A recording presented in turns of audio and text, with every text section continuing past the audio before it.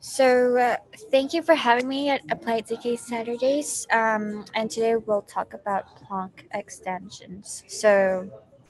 This will include custom gates, lookup arguments, and also some newer polynomial identities that people have been working on.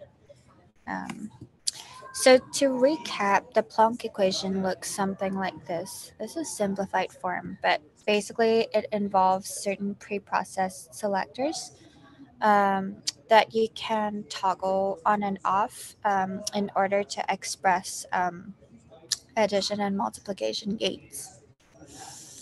Now, also stop me whenever you want. Um, Moving to custom gates really um, just involves extending this idea of using selectors, except now the selectors are used to toggle arbitrary linear combinations. So, for example, you can define a Q add um, that sort of controls this addition expression a0 plus a1 minus a2. And now you're saying Q add times this expression must always equal to 0. So, in other words, either a0 plus a1 equals a2 or Q add equals 0, right? Either one of those would give you what would make this whole expression evaluate to 0. And you could just extend this idea to like other kinds of expressions. So a mul gate would just be a0 times a1 minus a2 and call it q mul. And a bool gate, for example, you would just check that a0 squared equals a0 over here, right? And how you sort of combine all these custom gates into a single expression, like the vanilla Planck gate, is with the use of a verifier challenge. So, um, in practice, how we get this challenge y is we commit first to these expressions, to these selectors, and to these values involved. And we just commit to the selectors, the fixed columns in the circuit. And so once we commit it to a certain shape and we know which selectors are toggled on where, then we can derive a verifier challenge y that is used. The powers of y are used to keep these gates linearly independent, so that you can't game sort of the values to like cancel out certain gates or make the gates pass even if the values don't pass. So um, here's an example of how that would look in your circuit. So yeah, you have the QAT selector here. And if you activate it on this row, then you better make sure that the value assignments here fulfill the expression for the selector. And same for QML here. And same for QBool here. And you can also activate multiple custom gates on the same row, right? 2 plus 2 equals 4, 2 times 2 equals 4. And same for QML and QBool here. Now, something cool about PlonK is that these values here are encoded in the Lagrange basis. And I'm sure you would have gone through that last week. But for us, what this means actually is that you can rotate. You can rotate to the previous row or to the next row or to any arbitrary offset um, in the circuit. So, for example, you could change the shape of your gate to also concern itself with values on the next row. So now I want 3 plus 5 to equal. Oh, this should say A1 next, actually. Let me just change that right now. Um, all right. I think there's also a bug on the previous slide. If you go back, the Boolean check at the bottom Yeah. would fail, right, for the twos. Because the Boolean here, it only involves A0, right? Oh, I see. So we're just enforcing that the first column is binary. Okay, cool. Right, right. Yes, but that would have been a bug. Um, and then cumul, yeah, 1 times 2 equals 2. So yeah, the thing about what's good about changing the shape of your gates is, sometimes you can stack your gates. Yeah, so like the output of one gate is the input to the next one, and this helps you like really optimize and pack your circuit. Um, and actually, we have used this flexibility for lots of optimizations at Zcash, which is where I work. Um, cool. So that's custom gates. It's really simple. Any questions? If not, then we'll move on to the lookup argument. So, Just could I just oh yeah. ask like one clarifying thing? So like at the end of the day, we're gonna have like however many custom gates we want. Like if we want n different custom gates, then we're gonna have n of these like Q selector columns. Is that right? And then we're just gonna have like one gate expression that's a linear combination of n constraints. Yes, that's exactly right. I can Okay. actually show you how it looks in the code. Let me show you. Yeah, since this is a small group, I'm gonna like actually have fun with it. Um, Awesome. Let me see. Yeah, I think we would go to the PlonK prover, right? And then let's see. Expressions is what I want. So over here, let's see. Yeah, here's where we're processing custom constraints.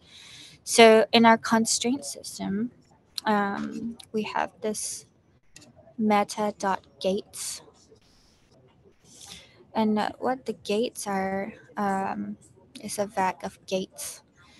Um, and each gate over here, it consists of, yeah, basically a bunch of constraints that are controlled by the same selector. So how you would make a custom gate over here, you would call meta.createGate. Let me find a cooler example.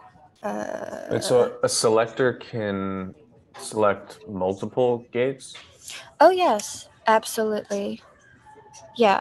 Okay. You just need to make sure that all of those, sorry, yeah, the terminology here is, we haven't standardized it like across the industry, but within Halo 2, um, we call a custom gate, we define a custom gate as a group of relations, a group of polynomial identities that are controlled by the same selector.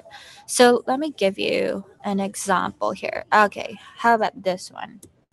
So here, this is a custom gate that's enforcing a conditional swap. So basically, like, if so, basically, there's a swap bit, right? And if the swap bit is 1, then we should swap A and B. So we should get A prime equals B over here. And if the swap bit is 0, then we should get A prime equals A, which means we didn't swap it. Yeah. What is A prime here? Just another column? So A prime, yeah, A prime is another column. Yeah. So how if I were to like draw this out, it'd be like A, B, and A prime. Yeah, and then you would witness a swap bit.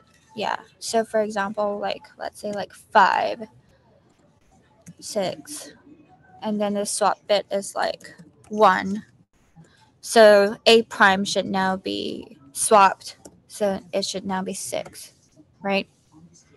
And then if the swap bit is 0, then we don't swap it. Um, yeah. So how you would express that in terms of polynomial identities, like you would say, first of all, oh Yeah, we use the ternary expression here. So if A then B else C. So if swap, then um, A A swapped or A prime should be equals to B. Else C. And then oh, we also have a B swapped here. Right, that makes sense.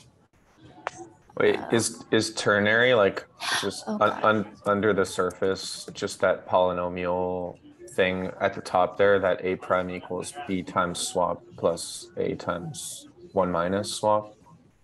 Uh, yeah, the ternary looks like, yeah, basically that's it. Well, Hmm. let's go and look at what the ternary is. So ternary takes A, B, C, and it enforces if A then B else C. So how it does that is it takes like if A then B. So like that's A times B over here. Else C, which is like if not A, then C, right? So if you plug in like A equals 1 to this thing, then this term goes to 0 and you just get back B. Whereas if you plug in A equals 0, then the first term goes to 0 and you're just left with C. Could I plug something else than 1 and 0 onto this ternary thing? Because then Mm-hmm. it would be weird, Oh, right? yeah, exactly.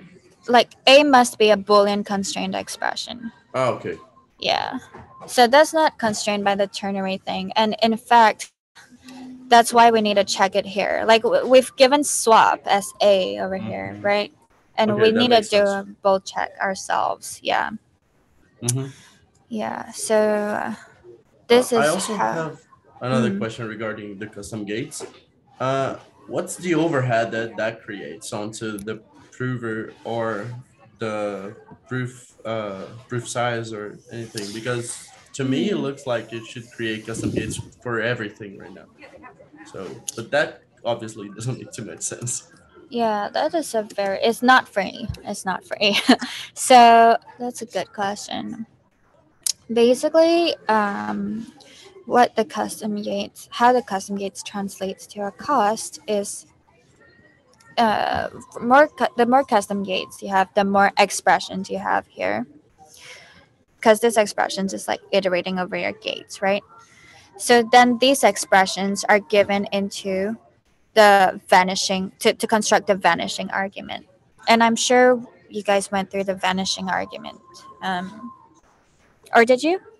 Yeah, this is where you just like compute the quotient polynomial. Exactly, Right? exactly. Yeah. Yeah. So tx is like x to the n minus 1, and then you compute like your expressions divided by tx to get the quotient polynomial.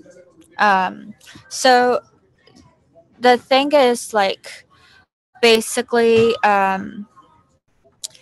this h poly, let me see. Yeah, this h poly is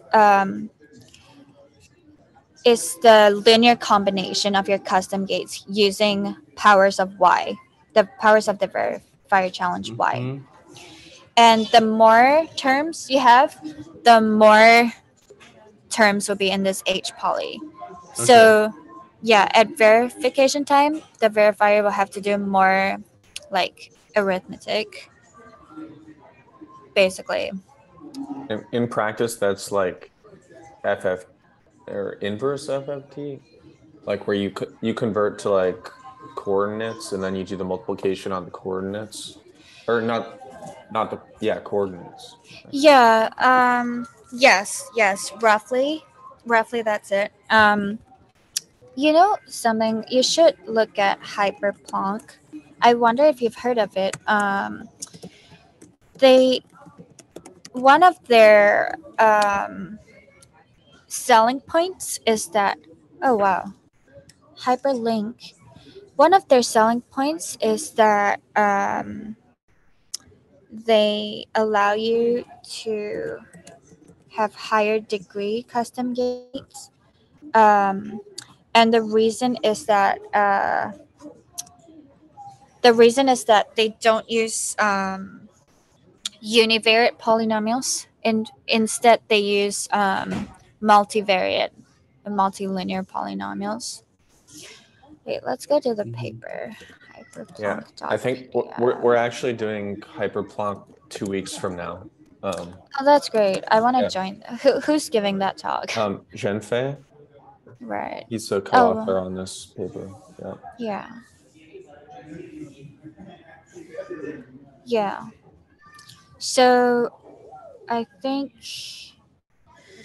yeah, Hyperplunk definitely tries to make high degree custom gates more affordable.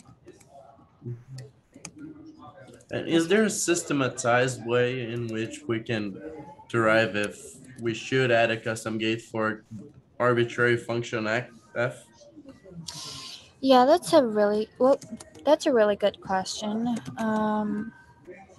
Let me see over here. Gates. Well, so we have a cost model over here, but it doesn't seem to capture the increased cost per gate. Oh, okay. Our cost model here like only measures the proof size cost. I think the cost of adding a custom gate would be incurred by the verifier, especially in the recursive context where your verifier circuit is affects the size of your recursive threshold. So, like heuristically, you should add a custom gate if you're gonna use it multiple times. Hmm. Yeah. Whereas if you're just gonna use it once, then you might as well try and express it in terms of like your existing gates. Yeah, but actually, it's a very good question. Like, and it would be a very worthy exercise to figure out a cost model, like marginal cost per custom gate. Hmm. Um, yeah, cost analysis. Halo 2 scroll. I'm pretty sure yeah has done this actually. Yeah, uh, there's a YouTube video of him going through. I can send you I'll add it to the follow-up notes. That yeah, that yeah, that would be great. Yeah. Um, cool. So that's custom gates. So custom gates are really like just more polynomial identities. Except in this case, like the user has the freedom to define their own polynomial identities. Whereas lookups, they're another kind of polynomial identity, but just like the permutation argument, these are hard baked into the protocol, at least for ultra Plonk. Um, so the lookup is a very powerful tool because it lets you basically circumvent expensive operations in the circuit. And how you can do this is, for example, a hash. Instead of performing the hash, you simply pre-compute a table of pre-images and hashes and digest. And whenever you need to use a hash inside your circuit, you witness the pre-image and digest, and then look it up in your table. And since we're guaranteed that the pre-computed table contains only legal results, then we don't need to perform the actual hash, and instead we're just satisfied with having it fulfill the lookup argument. So, how the lookup argument works is, let's say we want to show that um, every value that appears in the column A is a value from the lookup table S, right? So, every value in the input is in fact a legal value. Um, so, how Halo 2 does it, and this is version 1 of the lookup. Um, is first of all, we introduce this sorted version of the input column. So um, we sort it such that like values are adjacent. And then secondly, we sort the table column, and over here we're sorting it such that for each um, for for the first occurrence of each unique value in the input, we make sure that its corresponding matching value is on the same row in the sorted table column. So 8, 13, and 21 are the first occurrences of unique inputs here. And we just make sure that 8, 13, 21 occur on the same rows in our sorted table. Wait, so are these are actually like new columns in our trace table thing? Uh, so So from the user perspective, you don't need to care about these sorted columns, and the Halo 2 API handles it for you behind the scenes. Right. So how this looks is meta.lookup over here. Let's see. But like at the end of the day, will the prover need to have polynomial commitments to these new like sorted Yes, columns also? yes, they will. They will have to. If we go and look at the lookup prover, you will see that uh, yeah, these are the expressions that are actually input into the lookup. And then what you have to do is get the permuted versions of these. And then uh, you need to commit to the permuted input expressions, like you said. I'm a little confused because first you were sorting, now you're permuting. Oh, sorry. I'm using sorting and permuting interchangeably. I'm Oh. permuting it to become the yeah, I'm permitting it to become that sorted version. Mm-hmm. Yeah. And then we also need to impose like a multi-set equality on like the Yes, A and A exactly. prime. Exactly. So that's my next thing I think here. So yeah, to check that we've done this sorting properly, we use again a few polynomial identities. So first of all, we check that the first term in A prime is the first term in S prime, right?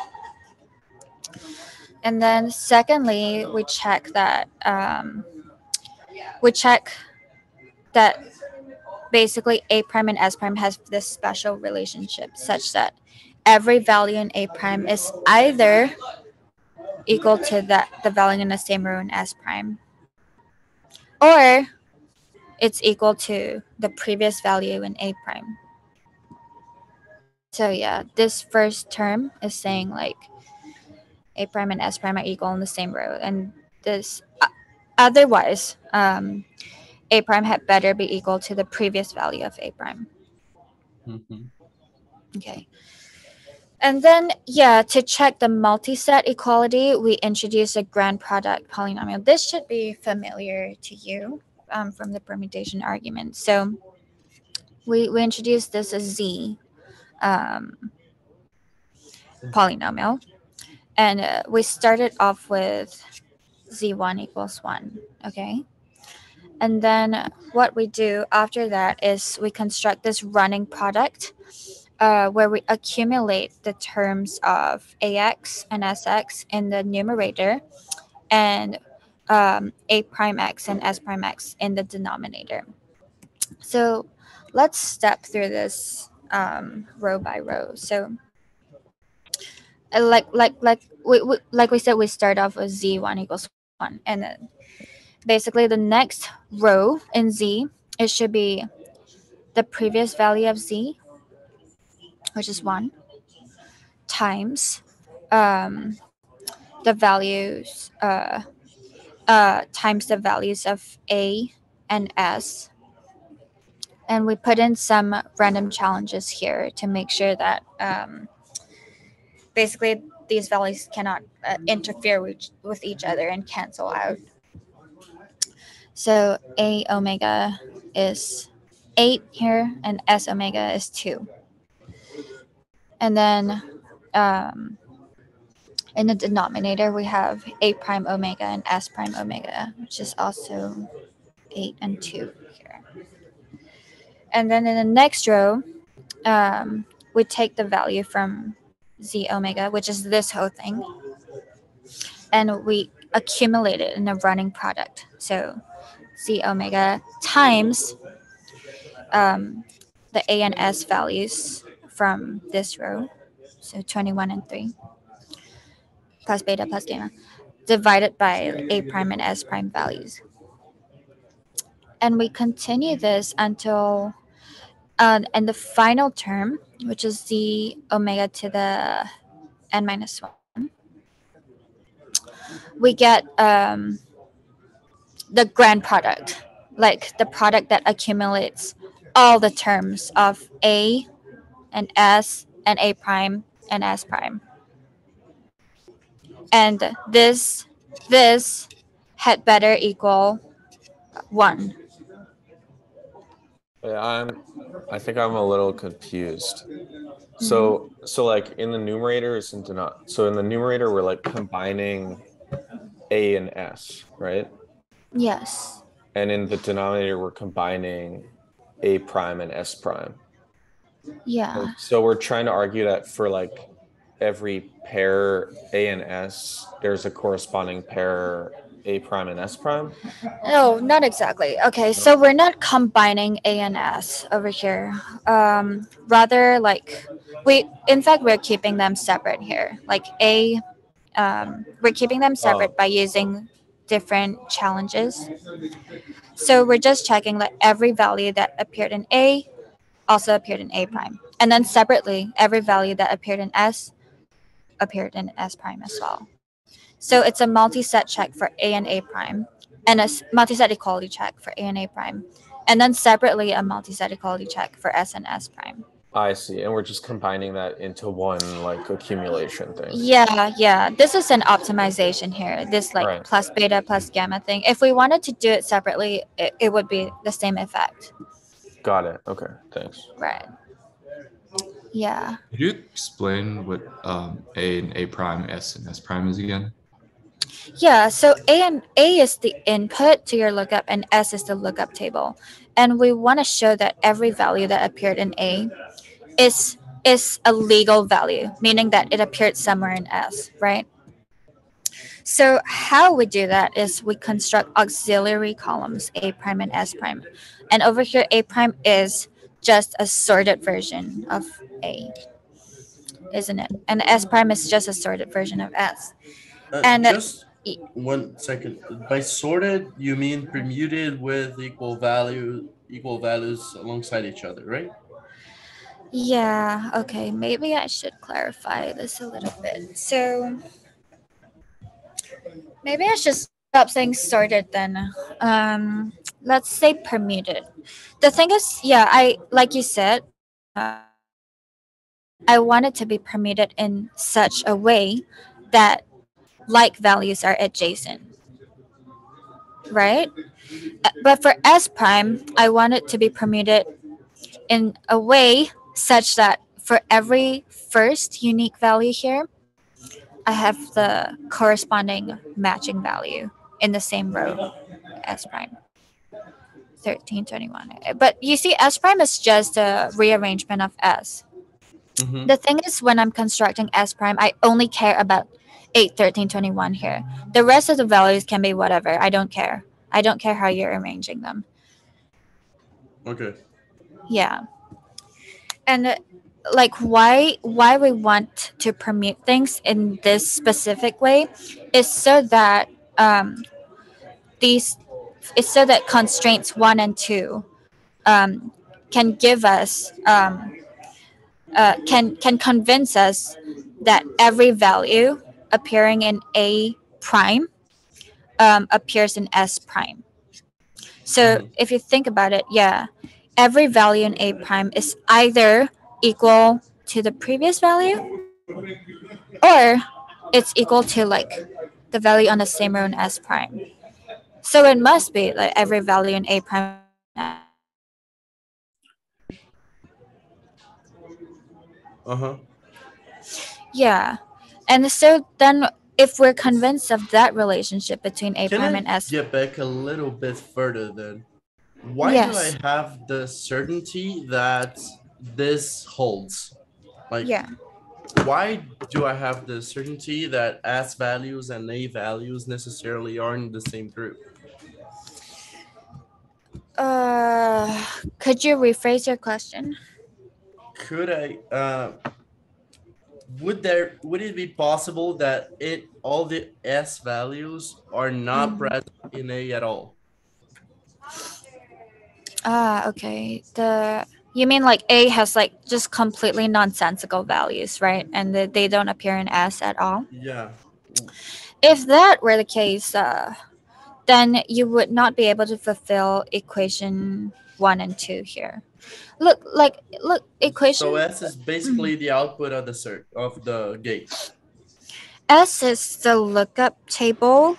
You can think of it as, for now, you can think of it as a fixed column. So, Okay. yeah, over here, it's the Fibonacci sequence, by the way. Okay.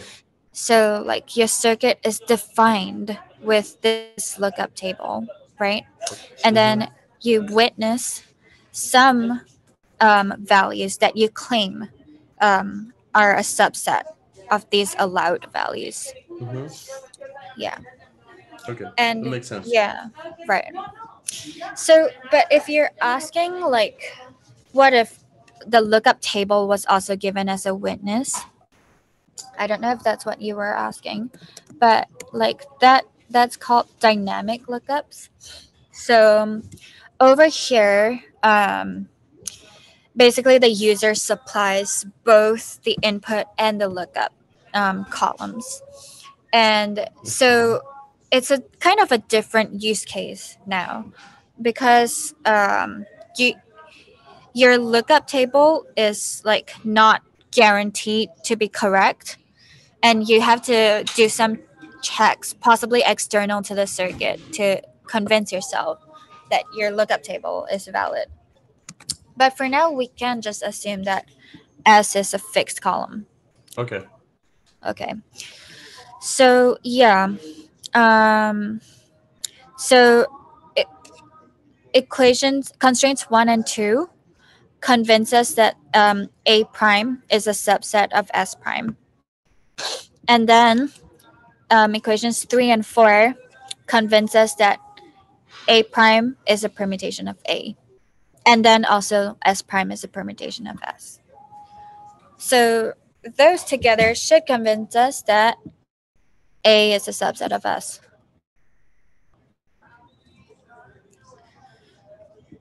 Yeah.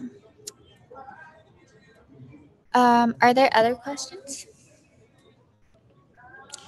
If not, we could move on to the second version of the lookup argument, which is lookup.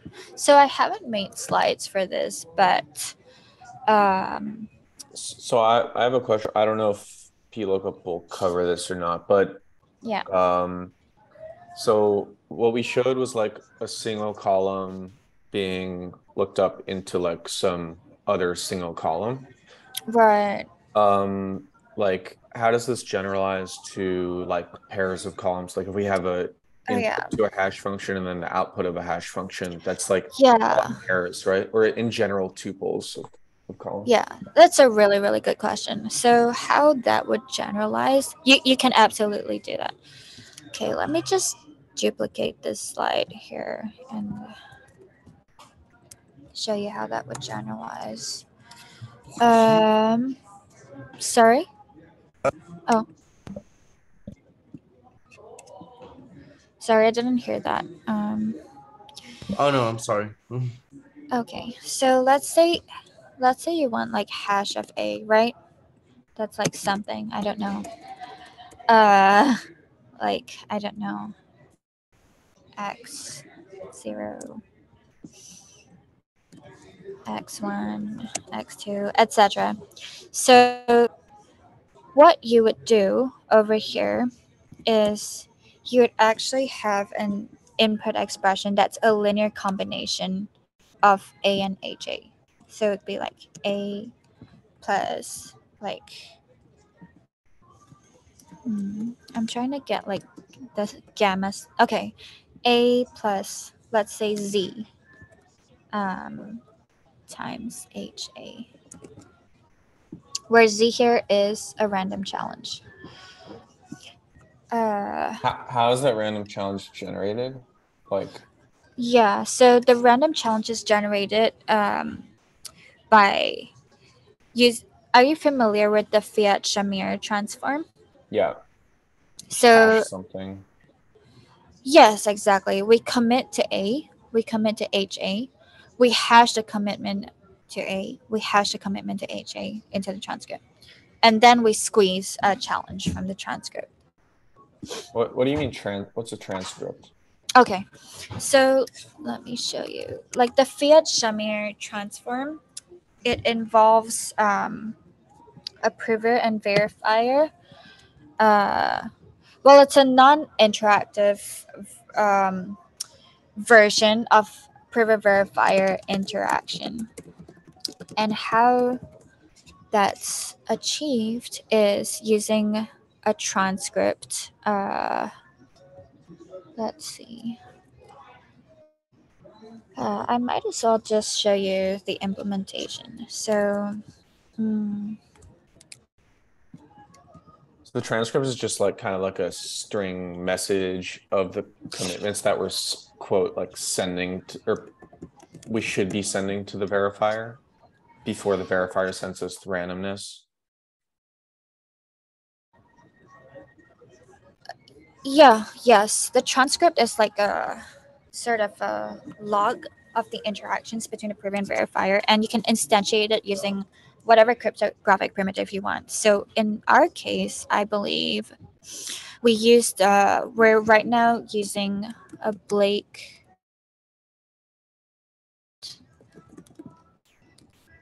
transcript. Yeah, we're using Blake 2b. So this Blake 2b hasher, it has a certain internal state. And every time you hash a new commitment or value into it, that updates the state. And every time you squeeze a challenge from it, that also updates the state. So it captures basically the values that were committed to by the prover and the challenges derived from those commitments. Got it. So yeah, Thanks. right. For the lookup, yeah. So here's how the lookup argument generalizes. Let me show you. Let me show you like a meta.lookup API. Let's see.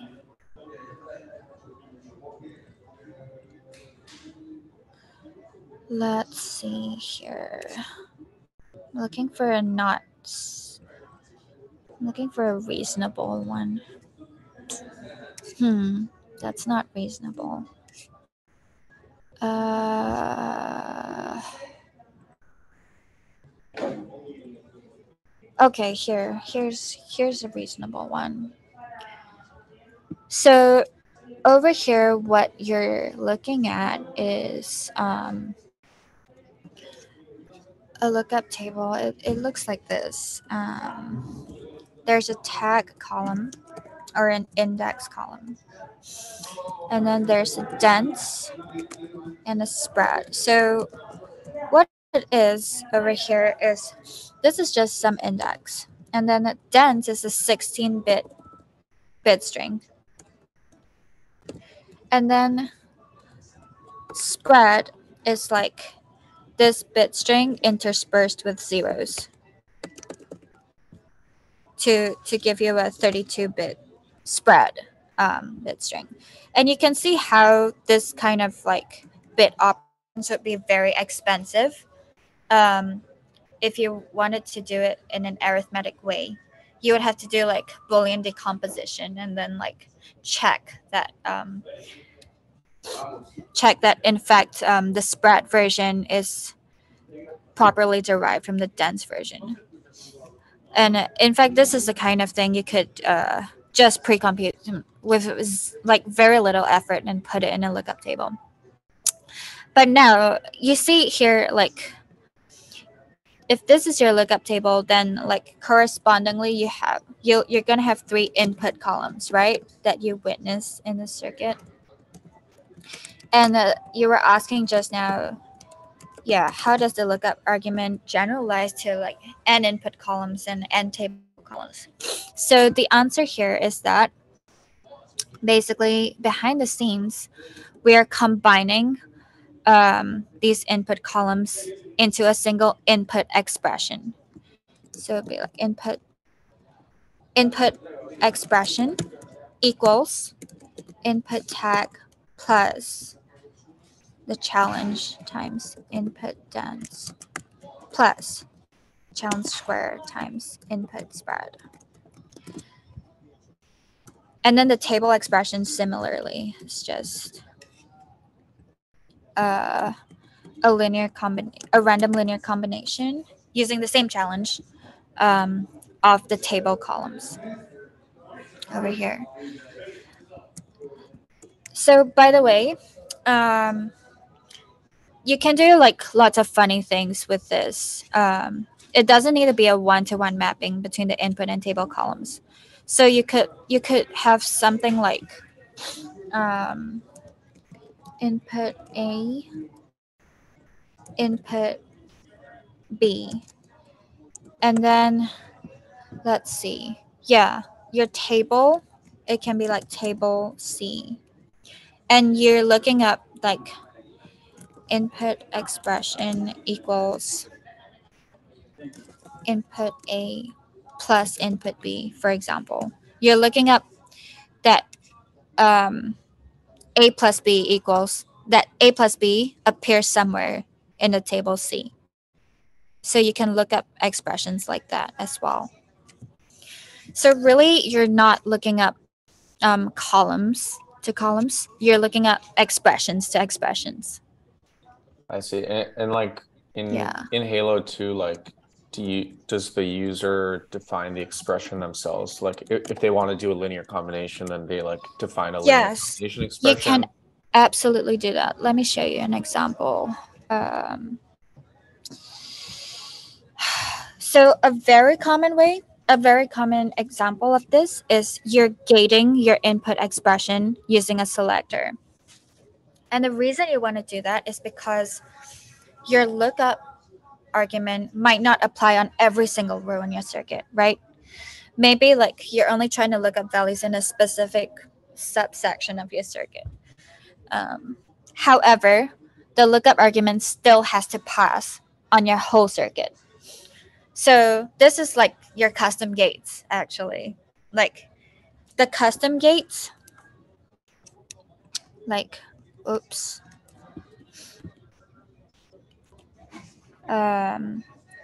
Yeah, like Q add here, it has to pass on every single row of your circuit, whether or not you're doing an addition. So if you're not doing an addition, then you better set Q add to 0, right? So what I'm saying now is like, imagine Q add where Q lookup instead, and you're trying to look up a value in your circuit. So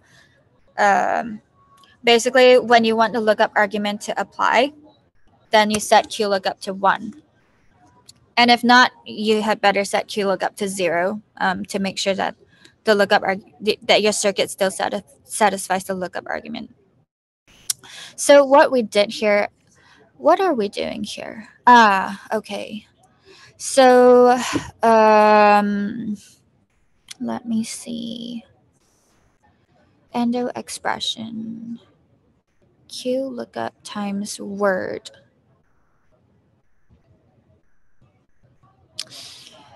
I think how this is structured is that there is a word, input word, which is a bit string, and then input endo, which is some transformation on that bit string. Then there's like table.bits, which is like all bit strings in the table, and then table.endo, which is the transformed version.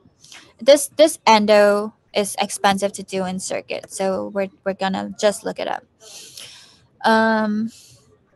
Yeah, and how we're looking it up is we're putting in this Q lookup selector here. So whenever this is 1, we look up the input word. And we look up also the endo expression. So this endo expression, how is it defined? Yeah, this endo expression is defined as Q lookup times the input endo plus 1 minus Q lookup times endo 0, which we call default endo. So basically, when Q lookup equals 1, we look up the input endo here, right? When Q lookup equals 0, we look up the endo scaled version of the 0-bit string. So this works because when Q lookup equals 0, we're looking up the 0-bit string here. And that's just always in the table. The 0-bit string is definitely in the table over here, Right. 0, 0, 0, 0. And then this is endo 0. That's most definitely in the table. Yeah. Okay. Yeah, so you could really define any expression you want here. So Right. I have like a couple practical questions. So like it seems like one of the main applications of this is like, for example, a table of hash inputs to outputs. Um, but like let's say we're working with 256-bit Right. words or something, Yeah. and we want like it's not feasible to have a lookup table over the whole domain of 256 bits, right? No, it is not. So So what do we do in that case?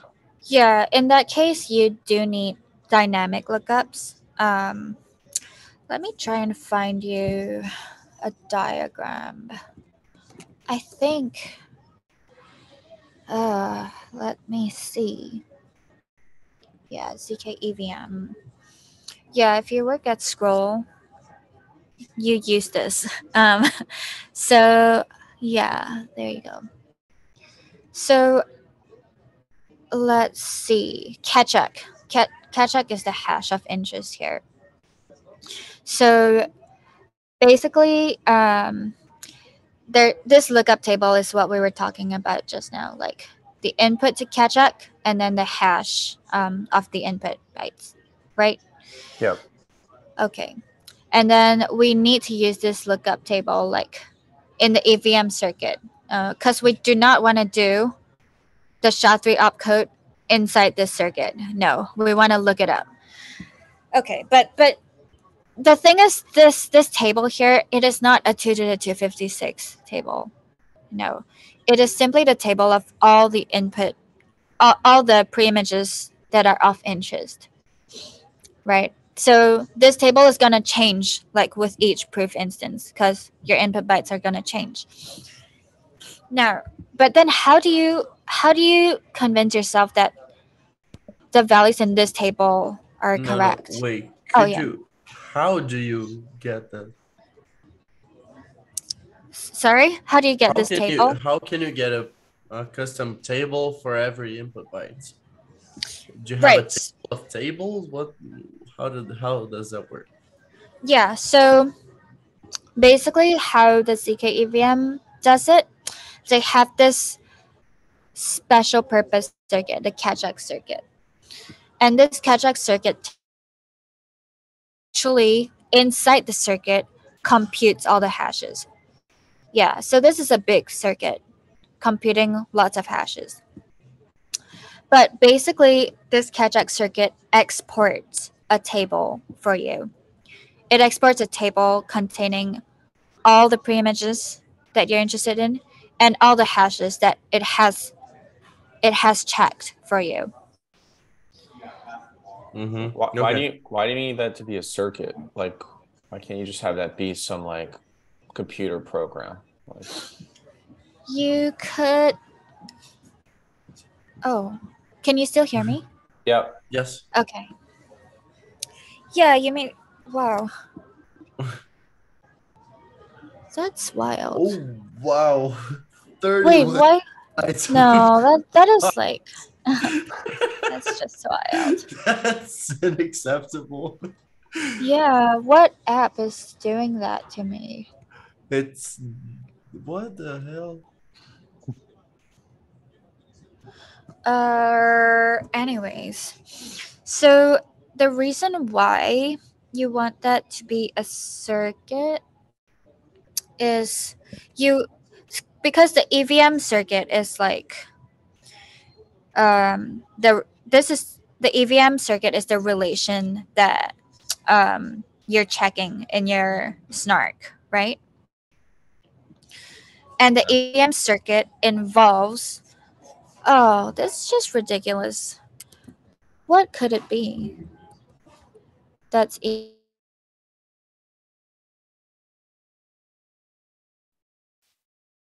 Uh-oh, we lost you. Oh yeah. Your computer ran out of memory.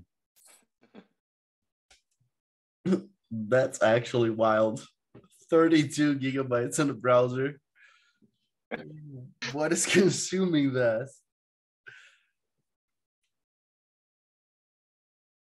Yeah, I don't know. It started, I think, when she was sharing the slides.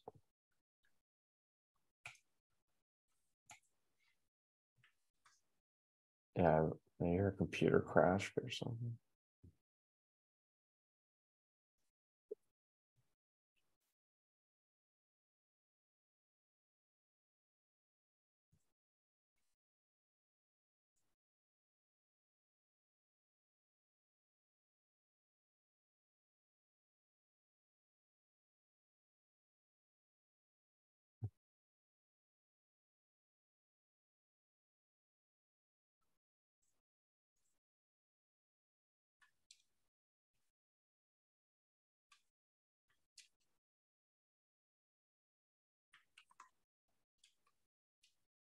Okay, she's coming back. Great.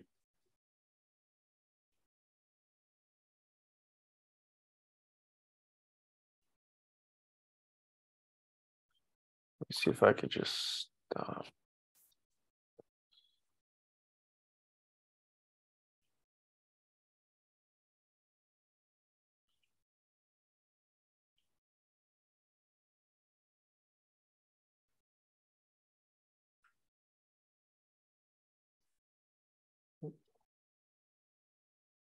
Let's see.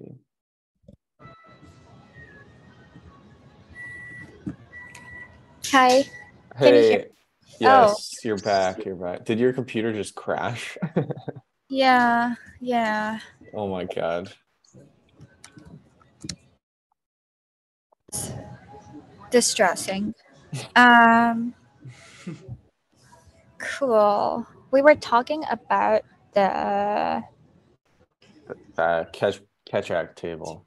yes, exactly. And we were saying why does it have to be a circuit? So the reason is because the EVM circuit is the relation that you're proving inside your snark. And this relation involves basically it involves it involves uh, right, it involves the preimages and digest of some Kachak hashes. And you need to prove that these catch-up hashes were correctly computed. So yeah, if you and did not check them inside the circuit, then I don't know, a malicious prover could just feed like garbage hashes in, and you would have no way of checking it. Right. So then will the EVM like the EVM the proof of the EVM circuit Mm. will involve like commitments to the lookup tables for the Ketchak input output, and also include commitments from the Ketchak circuit itself to prove that those lookup tables are correct. Yeah. So, like, this lookup table was checked by the Kajak circuit and exported. And in fact, these columns in the lookup table were committed to. So these same columns are then included again in the EVM circuit. They're used as a lookup table in the EVM circuit. And basically, yeah, we are witnessing input bytes and hash, these tuples in the EVM circuit, and just checking that they appear in this lookup table.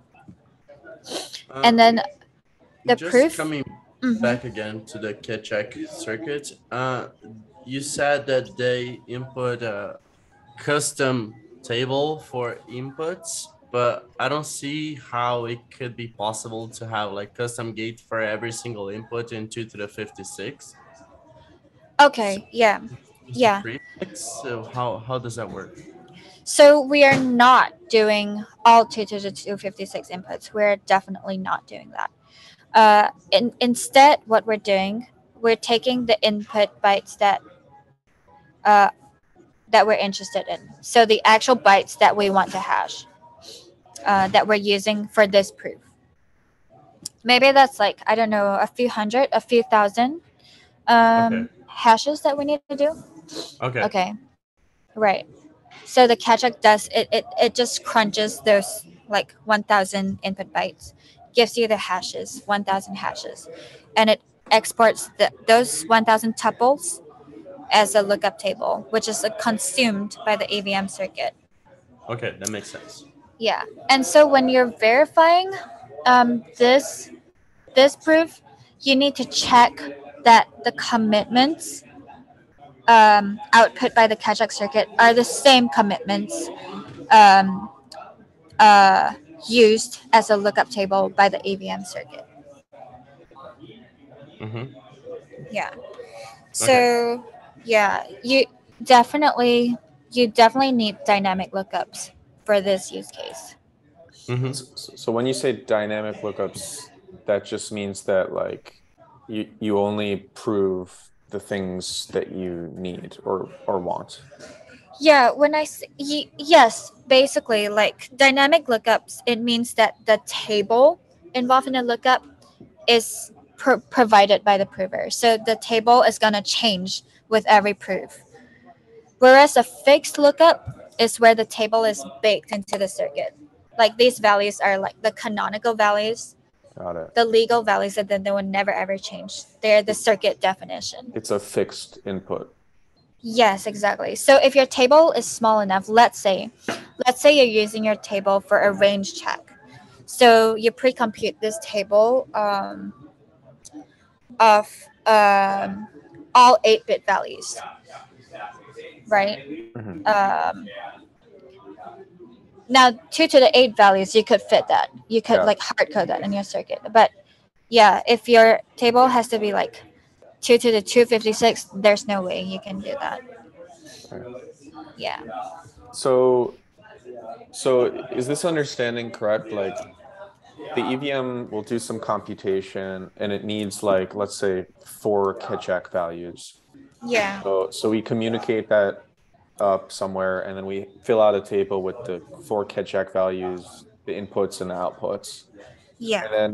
And then we put that lookup table in the EVM circuit, and that the EVM circuit just uses that lookup table of the 4 values.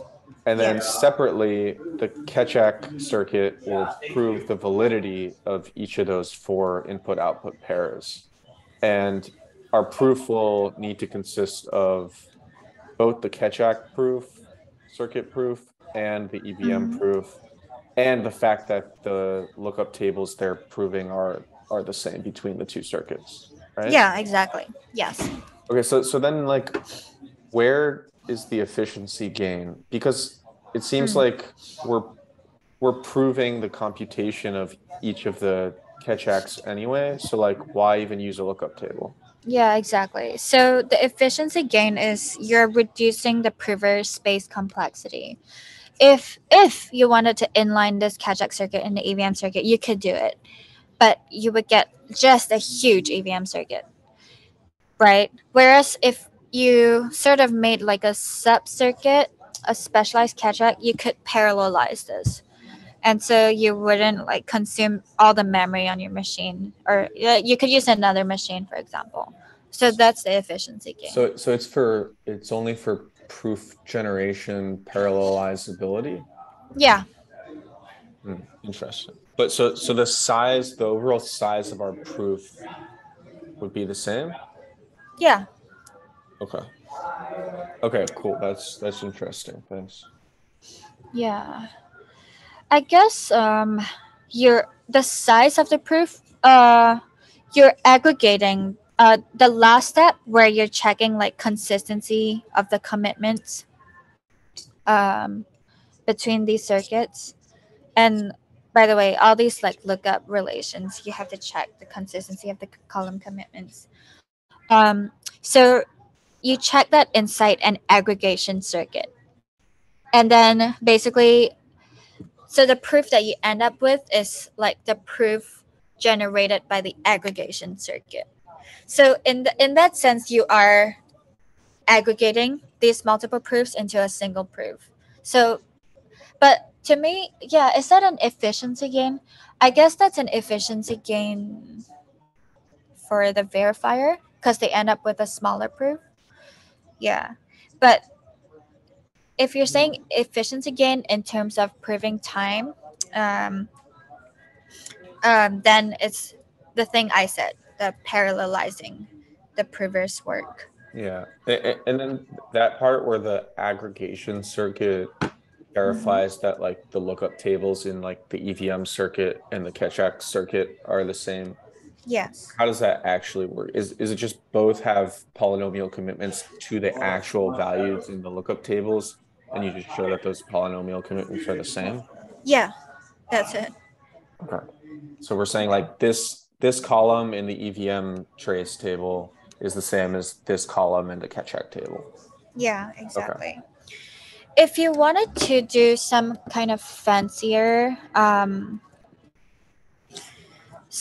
if you wanted to do fancier lookups across circuits, yeah, actually, let me share this.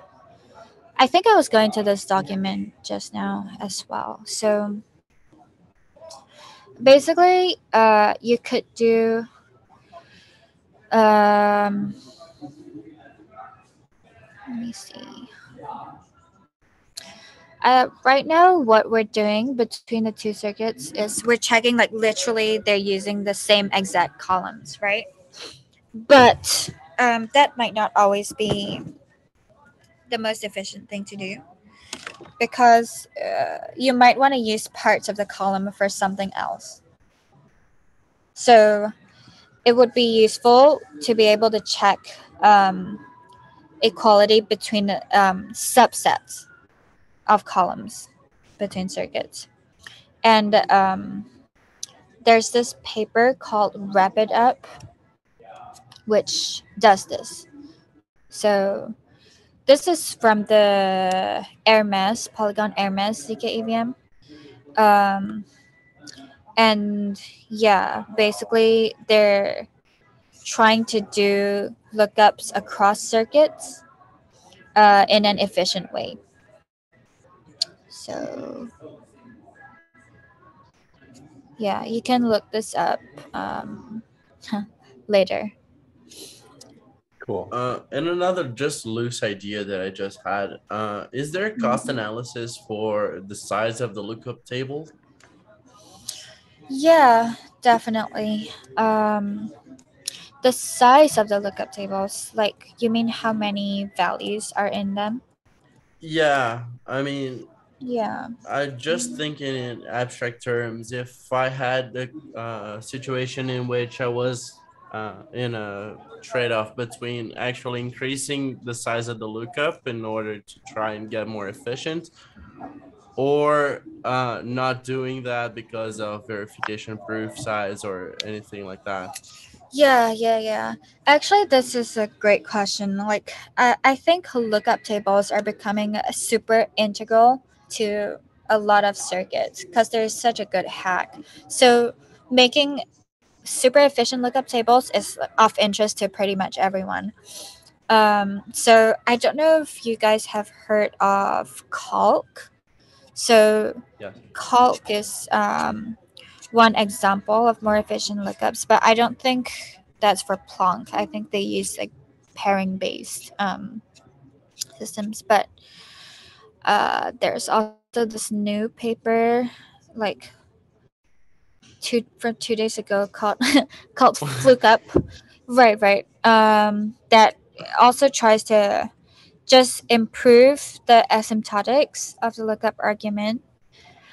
Um, and then yeah, there's this post that where should I link all this stuff, by the way? I'll send it to you somehow. Yeah, if you send it to me, then I can add it to Yeah. the notes on the website. But we, Yeah, we have please this do. forum, by the way, ZK Research. It's like ETH Research, but it's for ZK stuff. And so there's some good posts on this. And one of them is on like just a more efficient lookup arguments.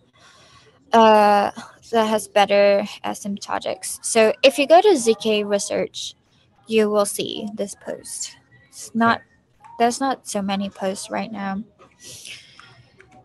I can invite you as well to this Discord. Yeah, discourse. I mean, and you can post stuff if you want. Oh, Uh, that's awesome. Yeah. yeah. Oh yeah, it says it's invite only. Can you see the Yeah, posts? my DNS couldn't even No. resolve.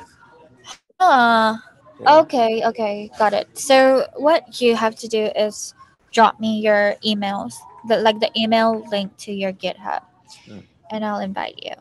awesome. Yeah. Yeah, okay. Thanks. Okay, great. So, um, I think what I wanted to do was go through Lookup. Uh, and then I think that was all I had planned. But I will also send you this HackMD, by the way. This HackMD is sort of just a list of yeah, what we call polynomial identity precompiles is like arguments that are very generally useful and that are baked into PlonK or ultra PlonK, whatever. So things like multi-set check, lookup, permutation argument, and Remco had this number theoretic transform that's also useful. Um, so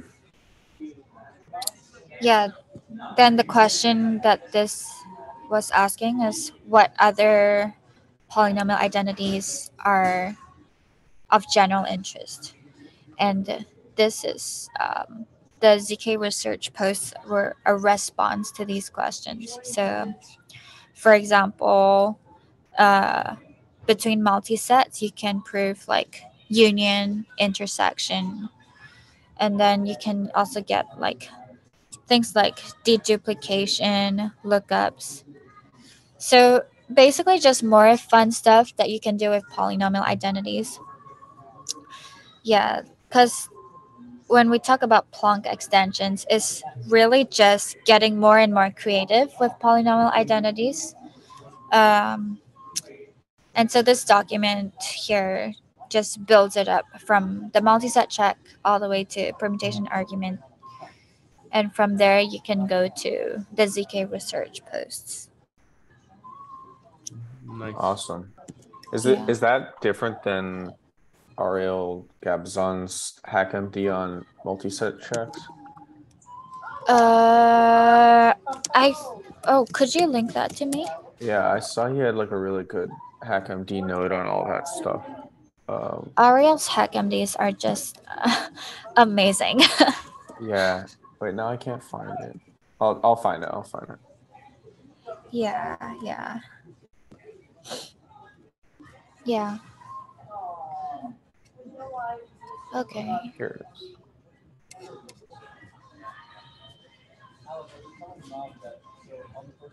Here, I'll put it in the Zoom. Mm-hmm.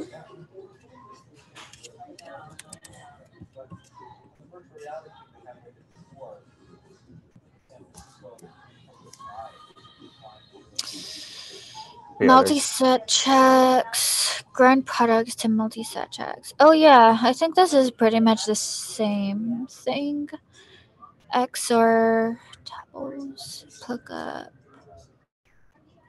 using randomness. Yeah. This is very similar. I'm gonna link it here as well. cool.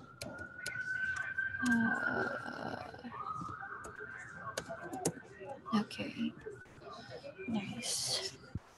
Awesome. Okay. Yeah. Yeah, this was super, super helpful, Ying Tong. Thank you so much for Thank you. doing this. Really appreciate it. Yeah, this was Yeah. awesome. Thank you. Thank you for having me. And let me just drop you this HackMD because I have put all the ZK research links on it. So I might as well just drop you this. Oh yeah, then I can just link to this in our website, and then Yeah. I'll also link to like things like PlonK and FLookup and Right. Lookup. Yes, exactly. Yeah. Cool. Any other questions for Ying Tong? I hope that like we can get better and weirder like polynomial identities. For example, for matrix multiplication, it will also be a huge one, and it would be a very useful primitive for like ZK machine learning, for example. And I'm sure Yi that's is working on it. yeah.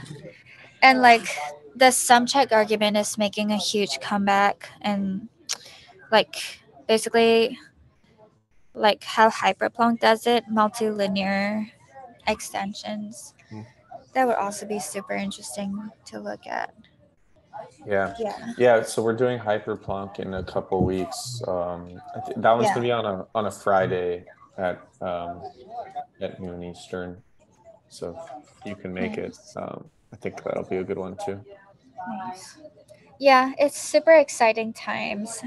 I think it's super fun to just jam on like polynomial identities. Yeah. All right, cool. If there's anyone last chance for questions, if anyone wants. All right, cool. Thanks everyone for coming, and thanks again so much, Ying Tong. This was really, really awesome. Thank you. Yeah, and have a good weekend. All right, you too. Yeah, All right. thank you. Thank you. Bye everyone. Yep.